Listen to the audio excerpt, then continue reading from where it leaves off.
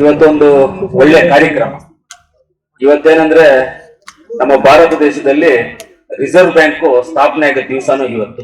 Reserve bank ಸ್ಥಾಪನೆ ಆಗೋ ದಿವಸ.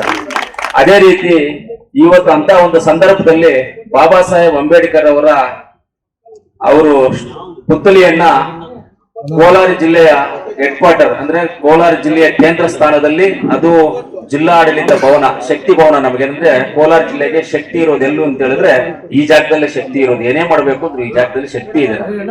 ಈ ಶಕ್ತಿ ಭವನದಲ್ಲಿ ಇವತ್ತು ಅವರೊಂದು ಪುತ್ಥಳಿಯನ್ನ ಮಾಡಬೇಕು ಅಂತ ಒಂದು ಎಲ್ಲರ ತೀರ್ಮಾನದಂತೆ ತಗೊಂಡು ಇವತ್ತು ಅದಕ್ಕೆ ಪುತ್ಥಳಿ ಪೂಜೆ ಮಾಡೋದಕ್ಕೆ ಬಂದಿರತಕ್ಕಂತ ಇಲ್ಲಿ ನಮ್ಮ MLC ಅಂತ ಅನಿಲನ್, ಅದೇ ರೀತಿ ನಮ್ಮ ಜಿಲ್ಲಾಧಿಕಾರಿಗಳು ಮುಂಡೆನವ್ರಿಗೂ ಧನ್ಯವಾದಗಳನ್ನು ತಿಳಿಸ್ತೀನಿ. ಅದೇ ರೀತಿಯಲ್ಲಿ ನಮ್ಮ ಕಾರ್ಯನಿರ್ವಹಣಾಧಿಕಾರಿ ಜಿಲ್ಲಾ ಪಂಚಾಯತ್, ಆಮೇಲೆ ನಮ್ಮ SP ಮೇಡಮ್ ಅವರು, ಹಾಗೆ ನಾನೆಲ್ಲಾದ್ರೂ ಹೋದ್ರೆ ನಾನು ನಮ್ಮ ಮಂಗಳಾ ಮೇಡಮ್ ನಮ್ಮ ತಾಯಿ ಅಂತ ಹೇಳೋದು, ನಮ್ಮ ಅಮ್ಮ ಅವರು ಅಂತ. ಅವರು ಯಾವುದೇ ಆದ್ರೂ ಫಾಸ್ಟ್ ವರ್ಕ್, ನಮ್ಮೆಲ್ಲರಿಗಿಂತ ಫಾಸ್ಟ್ ಅವರೇ ವರ್ಕ್ ಅಲ್ಲಿ, ಅವ್ರಿಗೂ ನಾನು ಧನ್ಯವಾದಗಳನ್ನು ತಿಳಿಸ್ತೀನಿ. ಅದೇ ರೀತಿ ನಮ್ಮ ನಗರಸಭೆ ಅಧ್ಯಕ್ಷರು, ಮಾಜಿ ಅಧ್ಯಕ್ಷರು, ಆಮೇಲೆ ನಮ್ಮ ಚಲಪತಿಯನವರು, ಹಾಗೆ ನಮ್ಮ ಕೋಲಾರ ತಾಲೂಕಿನ ಗ್ಯಾರಂಟಿ ಅಧ್ಯಕ್ಷ ಆದಂತ ನಮ್ಮ ಮುನಿಯಣ್ಣವರು, ವೇಮಗಲ್ ಮುನಿಯಣ್ಣವರು ಎಲ್ಲರೂ ಇದ್ದೀರಾ. ಆಮೇಲೆ ವೇದಿಕೆ ಎಲ್ಲ ನಮ್ಮ ಸ್ನೇಹಿತರು ಎಲ್ಲರೂ ಗೊತ್ತಿದ್ದೀವಿ, ಎಲ್ಲ ಆಫೀಸರ್ಸ್ ಎಲ್ಲರೂ ಗೊತ್ತಿದ್ದೀರಾ. ಮುಖ್ಯವಾಗಿ ಎಲ್ಲ ಕೋಲಾರ ಜಿಲ್ಲೆಯ ಎಲ್ಲ ಸಂಘ ಸಂಸ್ಥೆಗಳು, ಎಲ್ಲ ಹೋರಾಟಗಾರರು, ನಮ್ಮ ಪಂಡಿತ್ ಪುಣ್ಯಂಟನವರಾಗ್ಬೋದು, ಎಲ್ಲ ಸಂಘ ಸಂಸ್ಥೆಯವರು, ಪತ್ರಕರ್ತರು, ನೀವೆಲ್ಲರೂ ಇದ್ದೀರಾ. ಎಲ್ಲರಿಗೂ ನಾನು ಧನ್ಯವಾದವನ್ನು ತಿಳಿಸ್ತೀನಿ. ಜಾಸ್ತಿ ಮಾತಾಡೋದಿಲ್ಲ. ಆವತ್ತು ನಾವು ಇಲ್ಲಿ DC ಸಾಹೇಬರು ಕರೆದು ಈ ತರ ನಾವು ಮಾಡಬೇಕು ಅಂತ ಹೇಳಿದಾಗ ನಾವೆಲ್ಲ ಕೂತ್ಕೊಂಡು ಚರ್ಚೆ ಮಾಡಿದ್ವಿ. ಜಿಲ್ಲಾಧಿಕಾರಿಗಳು ಚೇಂಬರ್ ಅಲ್ಲಿ ಚರ್ಚೆ ಮಾಡಿದ್ವಿ ಸರ್. ಅದು ಒಂದೇ ಉತ್ತಮವಾದಂತ ಕಾರ್ಯಕ್ರಮ ಇದು.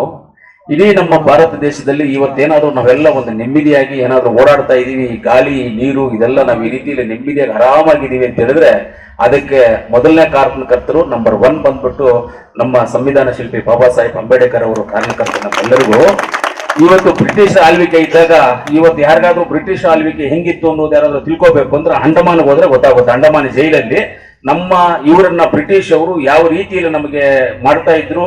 ನೇಣ ಹಾಕೋದು, ಏನಾದ್ರು ಮರಣದಂಡನೆ ಹಾಕಿದ್ರೆ ಮರಣದಂಡನೆ ಈ ಜೈಲಲ್ಲಿ ಒಳಗಡೆ ಇರೋರಿಗೆಲ್ಲ ಕಾಣಿಸೋ ತರ ಮರಣದಂಡನೆ ಹಾಕೋರು. ಅಂದ್ರೆ ಇವರೆಲ್ಲ ಆ ಶಕ್ತಿ ಕುಗ್ಗೋಗ್ಬೇಕು ಇವ್ರಿಗೆ ಅಂತ.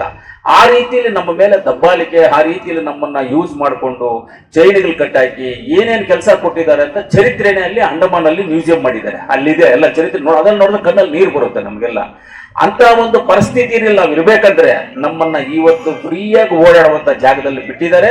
ನಾವು ಫ್ರೀಯಾಗಿ ಚೆನ್ನಾಗಿ ಊಟ ಮಾಡ್ತಾ ಇದೀವಿ, ಚೆನ್ನಾಗಿ ನಿದ್ದೆ ಹೋಗ್ತಾ ಇದೀವಿ, ಆರಾಮಾಗಿ ಕಾರುಗಳಲ್ಲಿ ಓಡಾಡ್ತಾ ಇದೀವಿ, ಇಂಥ ಕಟ್ಟಡಗಳಲ್ಲಿ ನಾವು ಇದೀವಿ, ಈ AC ರೂಮ್ ಅಲ್ಲಿ ಇದೀವಿ, ಇಂಥ ಫೋನ್ಗಳೆಲ್ಲ ಯೂಸ್ ಮಾಡ್ತಾ ಇದೀವಿ, ಇಂಥ ಬಟ್ಟೆಗಳು ಹಾಕಿದೀವಿ ಅಂದ್ರೆ ಅದಕ್ಕೆ ಮೂಲ ಕಾರಣಕರ್ತರು, ಅದಕ್ಕೊಂದು ದೇವರ ರೂಪದಲ್ಲಿ ಇರ್ತಕ್ಕಂಥ ನಮ್ಮ ಅಂಬೇಡ್ಕರ್ ಸಾಹೇಬರು ಇದಕ್ಕೆಲ್ಲ ಇವತ್ತು ಇಷ್ಟು ಆರಾಮಾಗಿರ್ಬೇಕು ಅಂದ್ರೆ ಅದೇ ಬಿಫೋರ್ ಇಂಡಿಪೆಂಡೆನ್ಸ್ ನೀವು ತಿಳ್ಕೊಳ್ಳಿ ನಮ್ಗೆ ಏನ್ ಕಷ್ಟ ಇತ್ತು, ಆಫ್ಟರ್ ಇಂಡಿಪೆಂಡೆನ್ಸ್ ತಿಳ್ಕೊಳ್ಳಿ ನಾವೇನ್ ಸುಖದಲ್ಲಿ ಇದೀವಿ. ಇಷ್ಟೇ ಸಾಕು, ನಾವು ಬೇರೆ ಏನು ತಿಳ್ಕೊಳ್ಳೋದು ಬೇಡ. ಆವಾಗ ಒಂದು ಒಳ್ಳೆ ಕೆಲಸ ಮಾಡ್ತಾ ಇದೀವಿ. ಚರಿತ್ರೆಯನ್ನು ಉಳಿಬೇಕು. ಈ ಕೋಲಾರ ತಾಲೂಕಲ್ಲಿ ಅನೇಕ ದೊಡ್ಡವರು IAS officers, lawyers, KS officers, ಎಲ್ಲೆಷ್ಟೋ ಜನ ಇದರಲ್ಲಿ ಇವತ್ತು ನಮ್ಮ ಅವಿಭಜಿತ ಜಿಲ್ಲೆಯ ನಮ್ಮ ಎನ್ಫೋಸಿಸ್ ನಾರಾಯಣ ಮೂರ್ತಿಯವರಾಗ್ಬೋದು, ನಮ್ಮ ಈ ಭಾಗದ ಅನೇಕ ಹಿರಿಯರು ಪೊಲಿಟಿಷಿಯನ್ಸ್ ರಾಜಕಾರಣಿಗಳಾಗ್ಬೋದು, MV ಕೃಷ್ಣಪ್ಪನವರಾಗ್ಬೋದು, T ಚೆನ್ನಯ್ಯನವರಾಗ್ಬೋದು, ಲತೀಫ್ ಸಾಬ್ ಆಗ್ಬೋದು, ಆಮೇಲೆ ನಮ್ಮ MV ವೆಂಕಟಪ್ಪನವರಾಗ್ಬೋದು, ಇವಾಗ ರಮೇಶ್ ಕುಮಾರ್ ಇಂಥವ್ರಾಗ್ಬೋದು, ಎಲ್ಲರೂ ಇಂಥ ಹಿರಿಯ ಮುಖಂಡರುಗಳೆಲ್ಲ ಈ ಜಿಲ್ಲೆನಲ್ಲಿ ಹುಟ್ಟಿ ಅನೇಕ ಬುದ್ಧಿವಂತಿಕೆಯಿಂದ ಹೋಗಿರುವಂತ ಜಿಲ್ಲೆ ಇದು. ಇಂಥ ಜಿಲ್ಲೆನಲ್ಲಿ ಈ ಜಾಗದಲ್ಲಿ ಇಲ್ಲಿ ಅಂಬೇಡ್ಕರ್ ಸ್ಟ್ಯಾಚ್ಯೂ ಮಾಡೋದ್ರ ಒಂದು ಅರ್ಥ ಇದೆ. ನಾವು ಮಾಡಬೇಕು ಅನ್ನೋ ಒಂದು ಉದ್ದೇಶ ತಗೊಂಡು ನಾವು ಮಾಡಿದ್ವಿ ಇದನ್ನ. ಇದು ಇಷ್ಟೆಲ್ಲ ಮಾಡ್ಕೊಂಡು ಬರ್ಬೇಕಂದ್ರೆ ಜಿಲ್ಲಾಧಿಕಾರಿ ನಾವು ಕೂತ್ಕೊಂಡು ಮಾತಾಡ್ಬೇಕಂದ್ರೆ ಹಿಂಗೆ ಮಾತಾಡ್ತಾ ಇದ್ವಿ.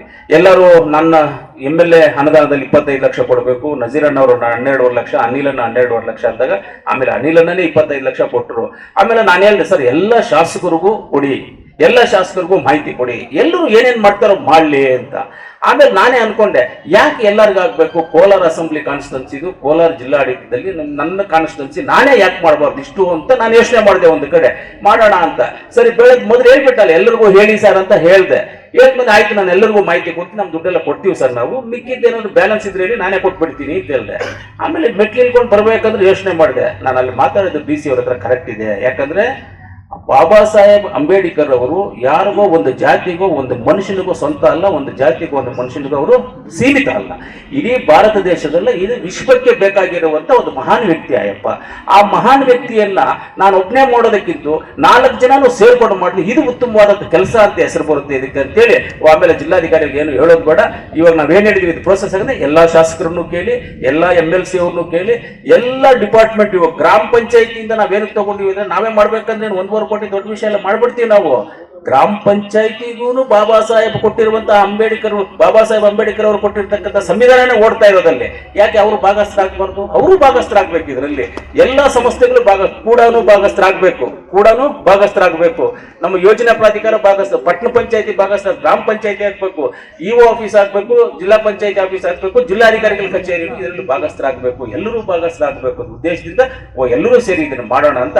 ಆಮೇಲೆ ನಾನು ಸುಮ್ಮನೆ ಆಗ್ಬಿಟ್ಟೆ, ನಾನು ಎಲ್ಲರಿಗೂ ಸ್ವಂತ, ಇದು ನನ್ನ ಒಬ್ಬನಿಗೆ ಸ್ವಂತ ಅಲ್ಲ, ನಾನು ಒಬ್ಬನೇ ಮಾಡ್ಬೋದು, 1.25 ಕೋಟಿ ದೊಡ್ಡ ವಿಚಾರ ಅಲ್ಲ ಅಂತೇಳಿ ಅವಾಗ ನಾವು ಯೋಚನೆ ಮಾಡಿದಾಗ ಅದೇ ರೀತಿಯಲ್ಲಿ ಇವತ್ತು ಆ ಒಂದು ಕಾರ್ಯಕ್ರಮವನ್ನ ಮಾಡ್ತಾ ಇದ್ದೀವಿ. ಒಂದು ಒಳ್ಳೆ ಉತ್ತಮವಾದಂತ ಕಾರ್ಯಕ್ರಮ. ಏನಂದ್ರೆ ನಮ್ಮ ಗುರಿಯೆಲ್ಲ ಒಂದೇ, ಆದ್ರೆ ನಮ್ಮ ಕೈಯಲ್ಲಿ ಏನಾದ್ರೂ ಒಳ್ಳೇದ್ ಮಾಡ್ತೀವಿ. ನಮ್ಮ ಕೈಯಲ್ಲಿ ಏನೂ ಮಾಡೋಕ್ಕಾಗಲ್ಲ ಅಂದ್ರೆ ನಮ್ಮ ಮನೇಲಿ ಊಟ ಮಾಡ್ಕೊಂಡು ಗಂಜಿ ನೆಮ್ಮದಿಯಾಗಿ ಮಲ್ಗದ್ ನಿದ್ದೆ ಬರುವಂತದನ್ನ ತಗೊಳ್ಳೋದಕ್ಕೆ ಆಸೆ. ಅದಕ್ಕೆ ನಮ್ಗೆ ಏನಂತ ಹೇಳಿದ್ರೆ ಯಾವುದೇ ಕೆಲಸ ಮಾಡಕ್ ಹೋದ್ರು ಈಸಿಯಾಗಿ ಮಾಡ್ಕೊಂಡು ಹೋಗ್ತೀವಿ. ಆರೋಪಗಳು ಪ್ರತಿ ಆರೋಪಗಳು 100 ಬರ್ಬೋದು, ಅದರಿಂದ ನಾವು ಹೋಗ್ತಾ ಇದ್ರೆ ನಮ್ಮ ಕೆಲಸಗಳು ನಾವು ಮಾಡೋಕ್ಕಾಗೋದಿಲ್ಲ. ಅದರಿಂದ ನಾವು ಹೋಗಬಾರ್ದು. ಮಾತಾಡೋರು ನೀವು ದೊಡ್ಡವರಪ್ಪ, ನೀವು ದೇವರು ಅನ್ಬೇಕು, ನಾವು ಹೋಗ್ತಾ ಇರ್ಬೇಕು, ನಮ್ಮ ಕೆಲಸಗಳು ನಾವು ಮಾಡ್ಕೊಂಡು ಹೋಗ್ತಾ ಇರಬೇಕು. ನನ್ನ ಮನಸ್ಸಿಗೆ ಅನಿಸಿದ್ದನ್ನ ಒಳ್ಳೆಯದನ್ನ ನಾವು ಮಾಡಿದ್ರು ತುಂಬಾ ಉತ್ತಮವಾದಂತ ಕೆಲಸ. ಈ ಜಿಲ್ಲಾಡಳಿತ ಭವನ ಇಲ್ಲಿ ಹಾಕ್ಬೇಕಂದ್ರೆ ನಾನೇ ಕಾರಣ. ಅವತ್ತು ಈ ಜಾಗನ ಗುರುತಿಸಿದ್ದೆ ನಾನೇ ಸರ್, ಇದು ಈ ಜಾಗನ ಗುರುತಿಸಿದ್ದೆ ನಾನು ಜಿಲ್ಲಾಧಿಕಾರಿ ಕಚೇರಿ ಇಲ್ಲಿ ಹಾಕ್ಬೇಕು ಅಂತ. ಆವತ್ತು ನನ್ನ ಮೇಲೆ ಜಿಲ್ಲಾ ಪಂಚಾಯತಿ ಆಫೀಸಲ್ಲಿ ಸ್ಟ್ರೈಕ್ ಮಾಡಿದ್ರು. ನಾನು ರಿಯಲ್ ಎಸ್ಟೇಟ್ಗೆ ಮಾಡ್ಕೊಳ್ತಾ ಇದ್ದೀನಿ ಈ ಆಫೀಸ್ನ, ಯಾಕಂದ್ರೆ ಪಕ್ಕದಲ್ಲೇ ಮನೆ ನಂದು, ಅಟ್ಯಾಚ್ ಮನೆ ಇರೋದು ನಂದು. ಇಲ್ಲಿ ಮನೆ ಐತಲ್ಲ ನಂದು, ಅವ್ರು ರಿಯಲ್ ಎಸ್ಟೇಟ್ ಮಾಡ್ಕೊಳ್ತಾ ಇದ್ದಾರೆ ಅಂತ. ಆದ್ರೆ ಕೋಲಾರ ಜಿಲ್ಲೆನಲ್ಲಿ ಎಲ್ಲೂ ನಂದು 1 ಗುಂಟೆನೂ ಜಾಗ ಇಲ್ಲ ಸರ್. 1 ಗುಂಟೆ ಇದು ನಮ್ಮ ಅಣ್ಣಂದು ಜಾಗ, ನಮ್ಮ ಅಣ್ಣ ಜಾಗ, ಮನೆ ಕಟ್ಕೊಂಡು ಇಲ್ಲಿದ್ದೀನಿ. ನಾನು ಇಲ್ಲಿದ್ದೀನಿ, ನನ್ನ ಜಸ್ನಲ್ಲಿ 1 ಗುಂಟೆ ಜಾಗ ಇಲ್ಲ. ನಾನು ಕರ್ನಾಟಕದಲ್ಲಿ ರಿಯಲ್ ಎಸ್ಟೇಟ್ ಮಾಡಲ್ಲ, ಕರ್ನಾಟಕದಲ್ಲಿ ಏನೂ ಮಾಡೋದೇ ಇಲ್ಲ. ನಾನು ಬಿಟ್ಬಿಟ್ಟಿದ್ದೀನಿ ಕರ್ನಾಟಕದಲ್ಲಿ ಮಾಡೋದು, ನಾನೆಲ್ಲ ಬೇರೆ ಕಡೆ ಎಲ್ಲ ಮಾಡ್ಕೊಳ್ತೀನಿ. ಆವಾಗ ನನ್ನ ಮೇಲೆ ಆರೋಪ ಮಾಡಿದ್ರು, ಸ್ಟ್ರೈಕ್ ಮಾಡಿದ್ರು. ಅವ್ರ ಮನೆ ಪಕ್ಕದಲ್ಲಿ PWD ತಾರ್ ಪ್ಲಾಂಟ್ ಇದೆ, ಅದರಿಂದ ಅವರು ರಿಯಲ್ ಎಸ್ಟೇಟ್ಗೆ ಇದು ಮಾಡ್ಕೊಳ್ತಾ ಇದ್ದಾರೆ ಅಂತ ಹೇಳಿದ್ರು. ಮಾಡ್ಕೊಳ್ಳಿ ಬಿಡಪ್ಪ, ಯಾರೇನ್ ಮಾಡ್ಕೊಂಡ್ರು ಮಾಡಿ. ಇವತ್ತು ಜಿಲ್ಲಾಡಳಿತ ಭವನ ಇಲ್ವಂತ, ಎಲ್ಲರಿಗೂ ಸೆಂಟ್ರ್ ಆಯ್ತಾ, ಮುಳಬಾಗ್ಲಿಂದ ಬರ್ಬೋದು, ಶ್ರೀನಿವಾಸಪುರದ ಅಂತ ಜಾಗದಲ್ಲಿ ಹೈವೇ ರೋಡಲ್ಲಿ ಇವತ್ತು ಬಾಬಾ ಸಾಹೇಬ್ ಅಂಬೇಡ್ಕರ್ ಅವರ ಪುತ್ರಿಯನ್ನು ನಾವು ಮಾಡ್ತಾ ಇದೀವಿ ಅಂದ್ರೆ ಇದು ಐತಿಹಾಸಿಕ ಕಾರ್ಯಕ್ರಮ. ಇದರಲ್ಲಿ ಎಲ್ಲರೂ ಭಾಗಸ್ಥರಾಗಬೇಕು.